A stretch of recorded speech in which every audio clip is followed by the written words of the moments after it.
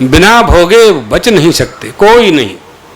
वो आपके साथ जाएगा, वो आपको उसका फल भोगना पड़ेगा, और दूसरे जन्म में भी उसका संस्कार आएगा, और दूसरे जन्म में भी उसका फल भोगना पड़ेगा।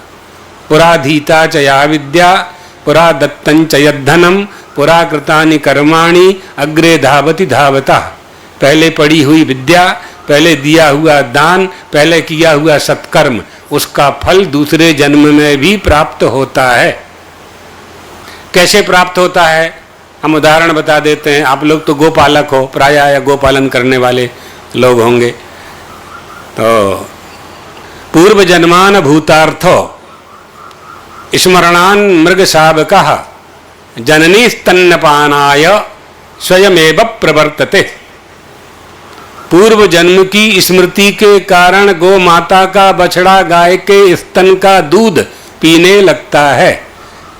ये विचार करो कि उसको दूध पीने की ट्रेनिंग कौन देता है?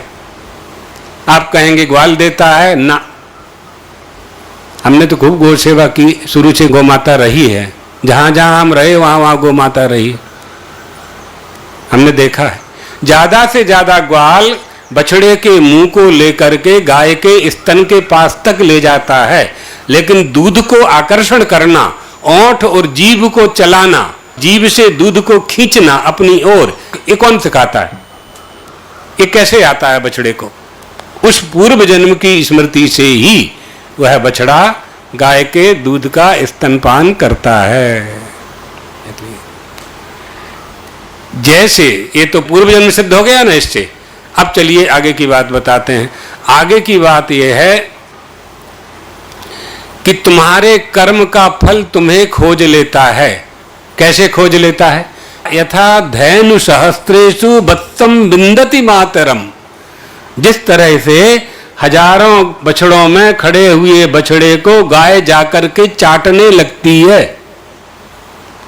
1000 बछड़े खड़े हो और एक गाय हो, अपने बछड़े को खोज लेगी वो। उल्टा कर दो तो भी चलेगा, बछड़ा गाय को खोज लेता है, गौ माता को खोज लेता है।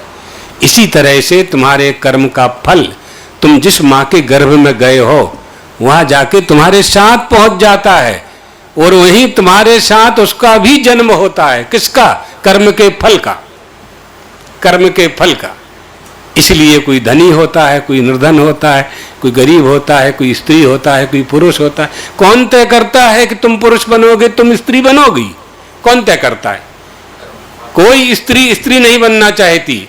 इन पुरुषों में कोई पुरुष गरीब नहीं होना चाहता है हा?